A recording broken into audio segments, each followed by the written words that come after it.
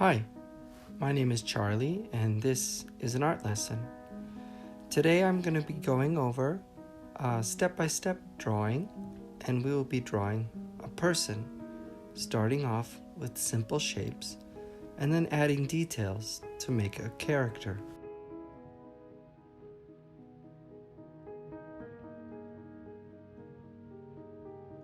Let's get started. I have some good light and about 5 pieces of paper and a pencil that's not too sharp. I'm going to start by drawing a head shape and shoulders and a body. This is really just an oval and a rectangle. I'm going to add a neck and a triangle down here to represent their hips. Their legs will come straight down from their hips and connect in the middle.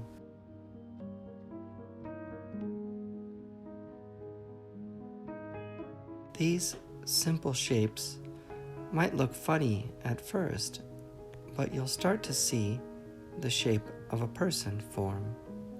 And as you do, your eyes will begin to detect changes that need to be made to make it more accurate.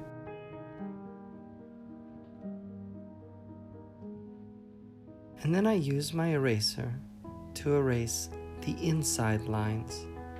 And what I'm left with is the outline of a person. This head is too small. I'm going to make a bigger head. And the more accurate it becomes, the more my mind can see the person that I'm drawing and start to add details. This is a great time to also change the position. Maybe this person's arm will be up here as if they're holding a staff. And I will change this other arm to make them able to hold something else in this arm. As you see, I'm using my eraser a lot to adjust and fix. This is the stage where we can fix stuff very easily. I'm going to adjust this foot so it looks like it's coming forward. Once you have the basic shape of a person, the next step is to add details to make them into some sort of specific person. I've decided that this person, I'm going to make them into a wizard, kind of a traveling mage. So I'm inventing a shoulder covering for him, and maybe a hood that it's not wearing, or actually maybe a big beard that the wizard can wear. I will add ears and a nose and just 2 dots for eyes, and I start to see this character emerge. They look funny, of course, when they're halfway done, like he needs more clothes, but that will come. I've decided this wizard will be holding some creature like a cat in his arms. So I've indicated that a little bit. And maybe they have a vest and a pouch and a long wizard's gown with pants underneath.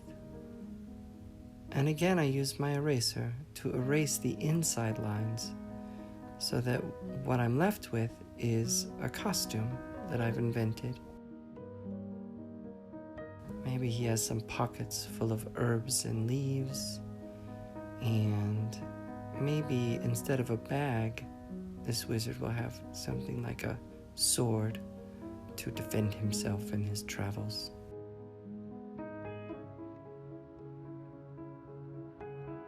So you can see how those very simple shapes I started with start to become a rather intricate drawing with a lot of character. This wizard needs a tall, pointed hat.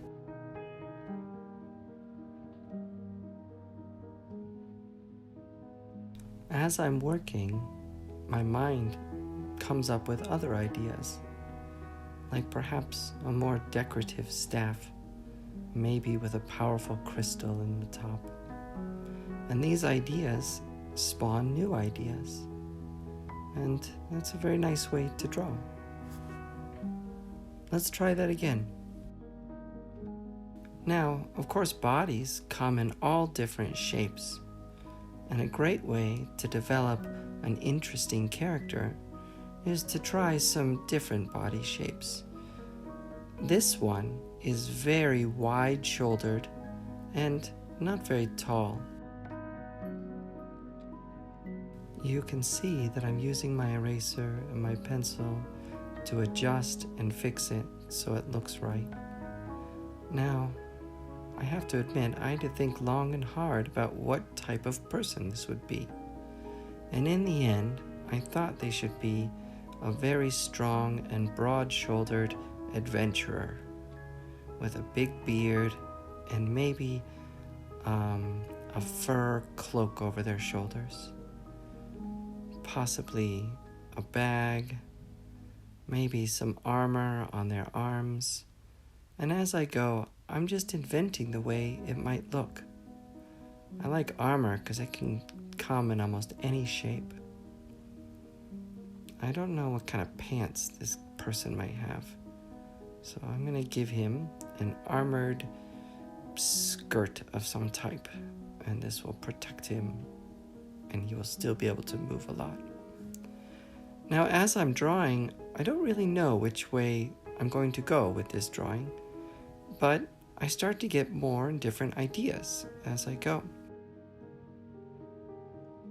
As I work, I stop and look carefully quite often at my drawing. I erase lines that I don't need. Sometimes I just erase parts that I don't like and keep working at it to fix them. Drawing is a lot of trial and error, trying something out and then finding that it works or it doesn't. I really like these boots I've drawn, and they make me think that this character, although he's covered in armor, is actually quite nice. And I have this idea to make him a writer. So I'll make him a scabbard full of quills to write with, and he has a big bag full of scrolls that he is transporting.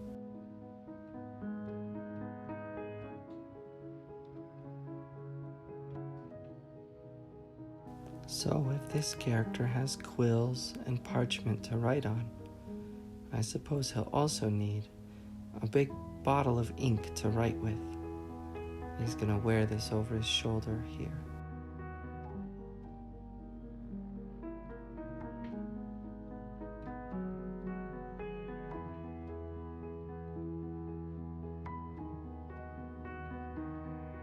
As before, I started with very simple shapes and then slowly added a lot of different details to develop the image of this person, and soon it becomes a quite complicated drawing.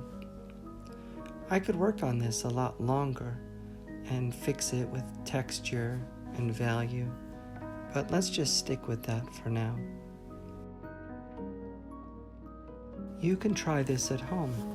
Start with the simple shapes that make up a person's body, and then add details to make them into a character. And remember that interesting characters start with interesting shapes. So see what kind of people you can make out of tall, narrow shapes, short, wide shapes, and all kinds of different shapes, just like real people.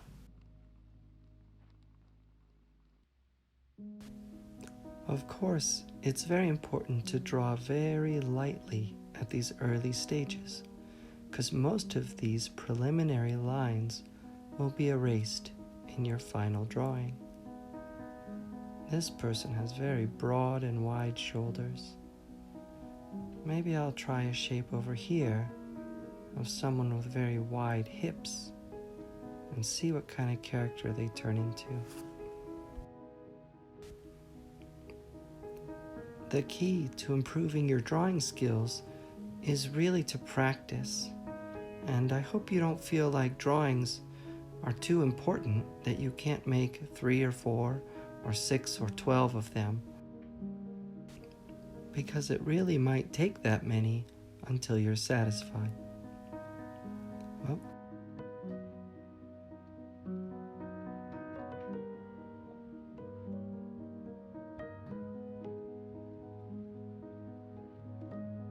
I see that we're out of time.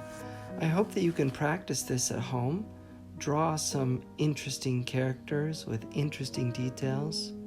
Don't forget to give them the equipment or the tools they need so that the viewer knows exactly who they are. This is a great thing to do if you're researching someone and you'd like to add a picture of them to your project. But it does take a lot of practice. So keep at it. And I hope that you can find the time to draw at least half an hour every day. As always, it's been a pleasure and a privilege, and I enjoyed it to the utmost.